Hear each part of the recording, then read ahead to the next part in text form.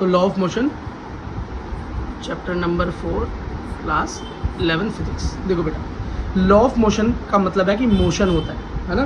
कोई चीज़ चल रही है, जैसे मेरा पंखा चल रहा है, मोशन कर रहा है, मेरा हाथ चल रहा है, मोशन हो रहा है, गाड़ी चलती है, बाइक चलती है, सारी चीज़ें क्या है, मोशन हो रहा है। लेकिन अगर कोई चीज़ रुकी हुई है, मान लो ये पेंसिल मैंने ऐसे रख दी, तो ये क्या है, ये रेस्ट है। क्या है, रेस्ट।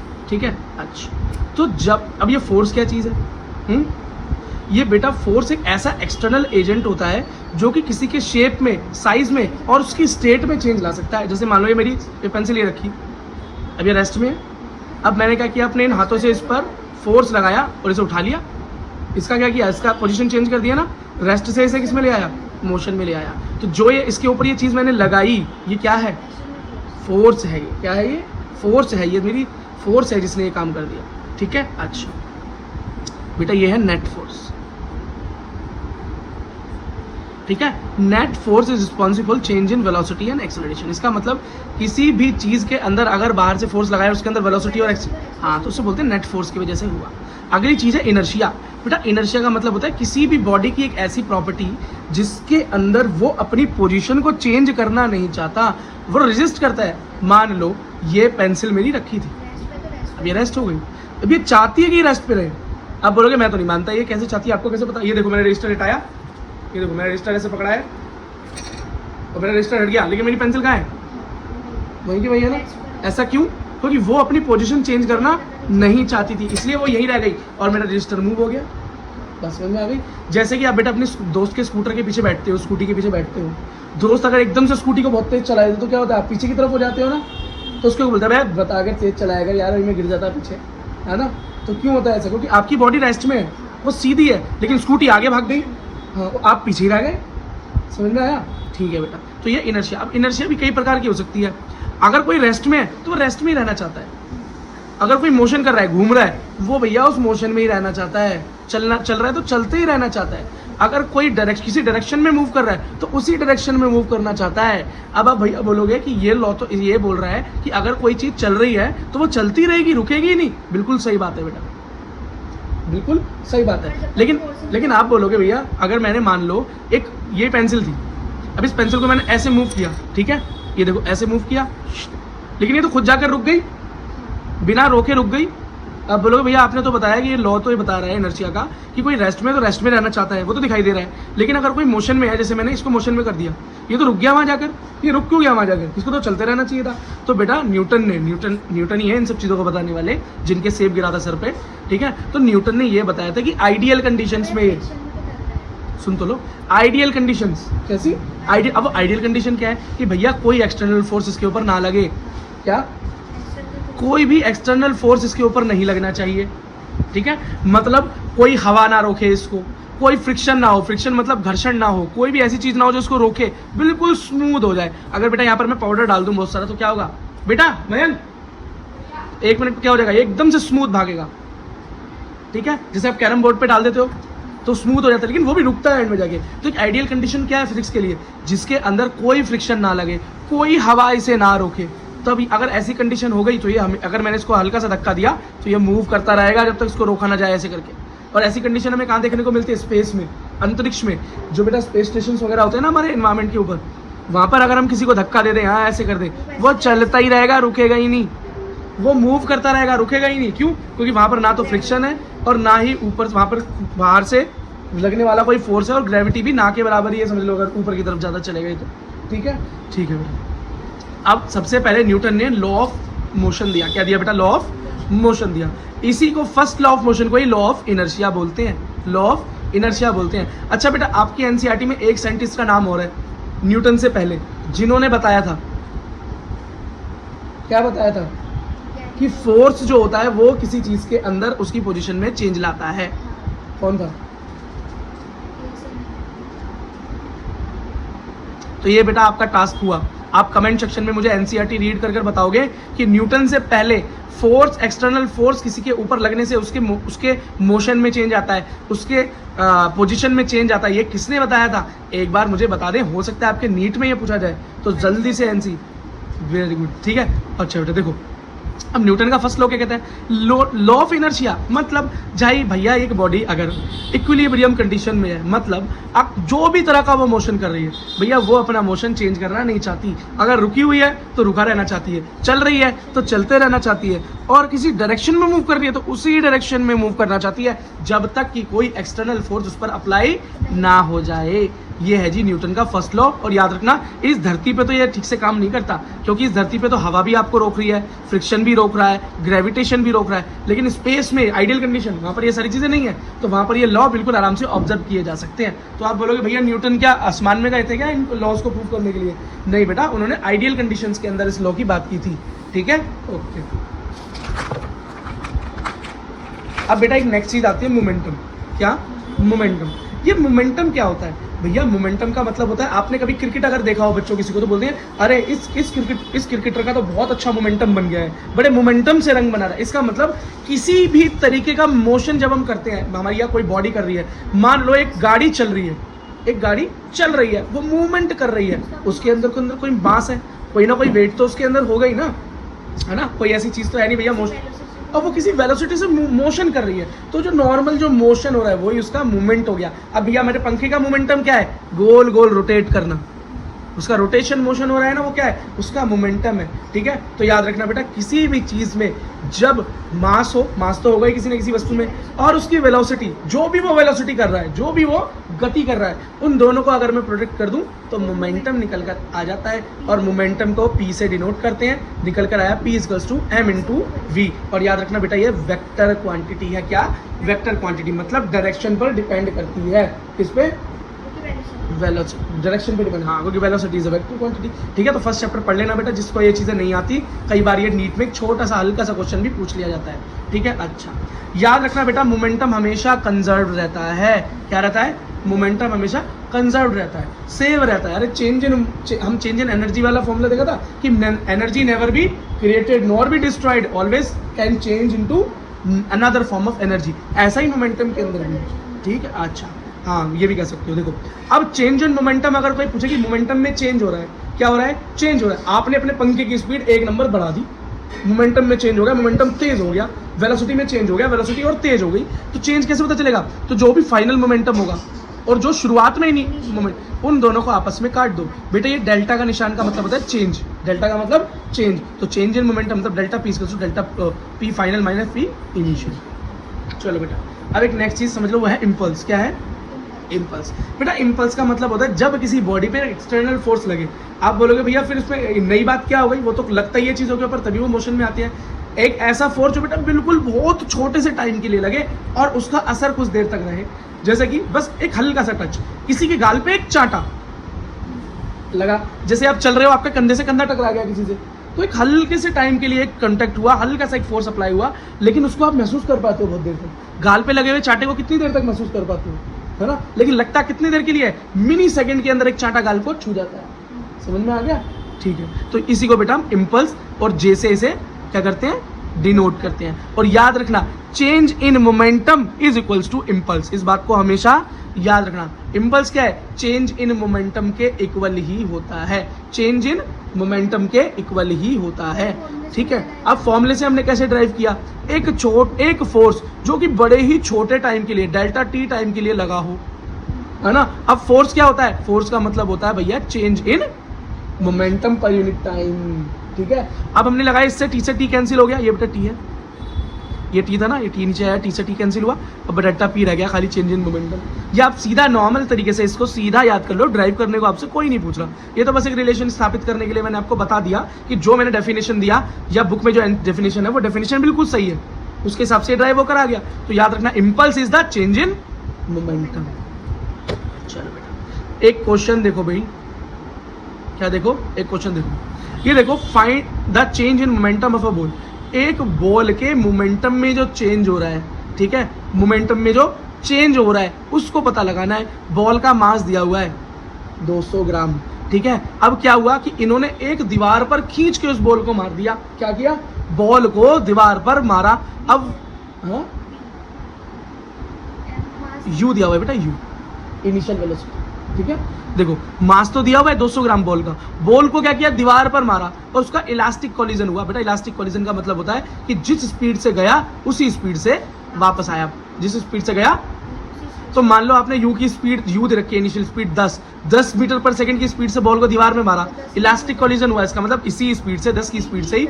बिल्कुल वेरी गुड, बहुत बढ़िया हो गया भैया। अब बेटा देखो, अब इसके अंदर मोमेंटम में चेंज क्या होता है, दो तरह के मूवमेंट दिखाई दे रहे हैं आपको। एक तो इनिशियल मूवमेंट दिखाई दे रहा है जब आपने दीवार को बॉल पे मारा, सॉरी बॉल को दीवार पे मारा, और दूसरा मोमेंट आपको क्या दिखाई दे रहा है, जब बॉल टकरा कर दीवार से वापस आ गई। तो पहली बार को क्या बोलेंगे, पी चेंज इन मोमेंटम का फॉर्मूला क्या है, P final, P initial, P मतलब फाइनल मोमेंटम, इनिशियल मोमेंटम में से माइनस कर दो। मोमेंटम का फॉर्मूला क्या होता है, mass into volume, mass into volume. अब भैया वो सॉरी वॉल्यूम बोल रहा हूँ, वेलोसिटी, आई एम सॉरी। तो बेटा ये समझो कि जो फाइनल मोमेंट होगा कब होगा, जब भाई टकरा कर वापस आई। तो इनिशियल स्पीड क्या थी, 10 metre per second, elastic collision हुआ तो वापस भी कितनी स्पीड से आएगी, 10 से। तो बेटा यू था 10, तो वी भी क्या हो गया 10, तो इसलिए हमें वी लगाया, है ना, और माइनस इनिशियल मतलब यू। ठीक है भाई, अब मास को 0.2 क्यों लिख दिया मैंने, बोलो, ग्राम में चेंज कर दिया, क्या कर दिया, ग्राम में था किलोग्राम में लेकर आया हूँ, किसमें, किलोग्राम में लेकर आया हूँ। जब 200 ग्राम को किलोग्राम में चेंज करोगे तो 0.2। अच्छा यहाँ पर माइनस क्यों लगाया ये बताओ जरा। अब बेटा याद रखना, जब कोई डायरेक्शन, बेटा डायरेक्शन देखना बहुत जरूरी है, जब कहीं राइट साइड की तरफ मूवमेंट होती है तो वो पॉजिटिव होती है, और जो लेफ्ट साइड की तरफ होती है वो नेगेटिव होती है। ऐसे ही बेटा जब ऊपर की तरफ मूवमेंट हो तो प्लस, और नीचे की तरफ हो माइनस। अब ये देखो बेटा, जब दीवार की तरफ बॉल गई तो पॉजिटिव, और दीवार से वापस आई मतलब फाइनल मोमेंटम माइनस। ये फाइनल मोमेंटम के लिए आगे मैंने माइनस लगा दिया, मल्टीप्लाई वी मतलब 10 माइनस 0.2 इंटू 10, वही स्पीड है, मल्टीप्लाई किया। हाँ ये तो इसका माइनस है ही ना, बीच में जो है ये तो अलग से लगा है। अब minus minus plus 4 kilogram metre per second, बेटा आंसर आ गया। अब बेटा सेकंड केस देखो कि आपकी बॉल पिछली बार तो सीधा टकराई, सीधा वापस आई, लेकिन इस बार क्या आ रहा है, आपने ऐसे बॉल मारी इस डायरेक्शन में और वो इस डायरेक्शन में वापस गई। ये आपकी इनिशियल डायरेक्शन और ये है, ठीक है। अब जरा देखो ये एक्सिस किस तरह से होती है, ये एक्स और ये वाई। इस चीज़ को याद रखना बेटा, क्योंकि यहाँ पर अब वेक्टर रिजॉल्व करने पड़ेंगे। और यहाँ मैंने 10 मीटर पर सेकंड क्यों लगाया, 10 की स्पीड से गई थी और 10 से ही वापस चली गई, क्योंकि इलास्टिक कोलिजन हो रहा है, ये तो दिखा रखा है। लेकिन तब क्या हुआ, बिल्कुल सीधा सीधा हुआ, लेकिन इस बार ये मूवमेंट हो रहा है। तो अगर इस तरह का क्वेश्चन आता है तो हम इसे कैसे करते हैं, वेक्टर रिजॉल्व करते हैं। क्या करते हैं, वेक्टर रिजॉल्व करते हैं, ठीक है भाई। अच्छा तो बेटा देखो रिजोल्यूशन कैसे करते हैं, ठीक है। सबसे पहले यहाँ पर अगर बॉल की डायरेक्शन जा रही है, इनिशियल डायरेक्शन है, क्या है बेटा, इनिशियल डायरेक्शन। तो जिस तरफ बॉल की डायरेक्शन होती है उस तरफ बेटा साइन का कंपोनेंट होता है। अब ये यू साइन क्यू है, यू का मतलब इनिशियल वेलोसिटी, ठीक है। अब उसके ठीक दूसरी तरफ बेटा कौन सा कंपोनेंट बनता है, कॉस का कंपोनेंट बनता है। अब यू कॉस क्यों है, इनिशियल वेलोसिटी की वजह से। अब देखो ये मैंने किस तरीके से बनाया, आगे किस तरीके से रिजॉल्व किया, इस चीज़ को ज़रा ध्यान से देखना। तो कई बॉल के दो मोशन हुए, सबसे पहले दीवार पर आई, फिर दीवार से गई, ठीक है। जब आई तो इनिशियल स्पीड से आई, ठीक है ना, हाँ, और जब गई तो v मतलब फाइनल वेलोसिटी से गई। वेलोसिटी दोनों तरफ सेम है। अब देखो कंपोनेंट किस तरफ से तोड़ूंगा, ठीक है। ये देखो यहाँ बॉल मूव कर रही है, तो हमने नीचे की तरफ बॉल की तरफ जो कंपोनेंट किया, क्या हुआ, साइन थीटा। अब थीटा कैसे पता चला, जो एंगल है, अब वो एंगल गिवन है, देखो ये देखो एंगल गिवन है ना 45, तो इसलिए साइन थीटा की जगह पर क्या हो जाएगा, साइन 45, ठीक है। अब यहाँ पर क्या हुआ, ठीक है। अब इसके ठीक आगे दूसरी तरफ बिल्कुल वो कॉस का कंपोनेंट, और यहाँ पर ही एंगल बनता है, कॉस के कंपोनेंट के साथ में एंगल डालते हैं, इसको याद रखना, ठीक है। अब आपको ये दिखाई दे रहा है एक्स और ये दिखाई दे रहा है वाई, क्यों दिखाई दे रहा है, ये देखो बेटा किस तरीके से होता है ये, तो ये होता है एक्स और ये होता है वाई। तो नीचे की तरफ वाला वाई कंपोनेंट, ठीक है, और ऊपर वाला मतलब ऐसे लेटा हुआ कौन सा, एक्स कंपोनेंट। बात समझ में आ गई, ठीक है। तो एक्स और वाई, बात समझ में आ गई, ठीक है बेटा। ये बात समझ में आ गई कि y कैसे आया, x कैसे आया और कंपोनेंट कैसे तोड़े, बिल्कुल ऐसा रिजोल्यूशन किया है, ठीक है। और डिटेल में इसको पढ़ना है तो वैसे हम वेक्टर रिजोल्यूशन में मैंने अलग से एक वीडियो डाल रखा है वेक्टर्स का, ठीक है। पर कोई बात नहीं, आप इसको भी देख लोगे तभी भी इसको याद कर लो, ये ऐसे ही होता है। अब देखो एक मोशन हो गया आने वाला और एक हो गया जाने वाला, फाइनल वेलोसिटी। देखो अब यहाँ पर कैसे कंपोनेंट उठेंगे, तो नीचे की तरफ क्या होता है, साइन का कंपोनेंट, कैसा होता है, साइन, और ये कैसा होगा, वी साइन। अब वी साइन क्यों होगा, नीचे की तरफ हमेशा याद रखना है साइन ही होता है, ठीक है। अब नीचे की तरफ साइन कंपोनेंट है, साइन कैसे 45 एंगल बन रहा है, और वी क्यू फाइनल वेलोसिटी। उसके ठीक अपोजिट में क्या है, कॉस, और 45 क्यों आ रहा है? क्योंकि 45 का एंगल बन रहा है वी। अब नीचे की तरफ क्या होता है बोलो बेटा? वाई, और ऊपर की तरफ क्या होता है? एक्स। तो एक्स इक्वल्स टू क्या होगा? V cos theta. ये एक्स के बराबर, एक्स वाली डायरेक्शन में है, एक्स वाले प्लेन पे, और ये वाई प्लेन, तो वाई इक्वल्स टू, आपको समझ में आ गया? ठीक है, तो दोनों तरफ मैंने ये तोड़ दिए। Very good. अब बेटा हम सिर्फ और सिर्फ एक्स पर चलते हैं, क्या? एक्स को देखते हैं। अब बेटा टेकिंग एक्स एक्सिस, अब हम सिर्फ और सिर्फ एक्स एक्सिस की बात करेंगे, ठीक है? एक्स एक्सिस पर रिजॉल्व कर लेते हैं पहले। अब रिजॉल्व का मतलब कैसे है? रिजॉल्व तो हम कर चुके हैं, अब एक्स एक्सिस को सॉल्व करेंगे। अब बोलोगे भैया एक्स एक्सिस को कैसे सॉल्व करेंगे? तो एक्स एक्सिस के ऊपर आपके, अब मोमेंटम चेंज का फॉर्मूला तो आपको पता ही है ना, डेल्टा पी मतलब change in momentum equals to final momentum minus initial momentum. अब फाइनल मोमेंटम और इनिशियल मोमेंट के अंदर सिर्फ और सिर्फ एक्स के कंपोनेंट्स लेंगे, जो एक्स एक्सिस वाली डायरेक्शन में जो कंपोनेंट आने सिर्फ उन्हीं को लेंगे, दूसरों को नहीं लेंगे। इसमें इसी तरीके से सॉल्व होता है बेटा। एक साथ एक्स और वाई को दोनों को सॉल्व करने बैठोगे तो घिचड़ पिचड़ हो जाती है, दिक्कत आती है। तो सिर्फ पहले एक्स वाले रिजॉल्व कर लो।